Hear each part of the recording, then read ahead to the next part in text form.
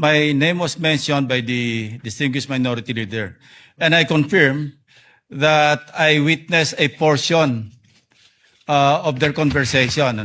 I think present during that discussion, of course, the minority leader, Speaker Boji D, the Deputy Speaker, I think Hernandez, and the former Secretary of the Senate, Dong Mendoza.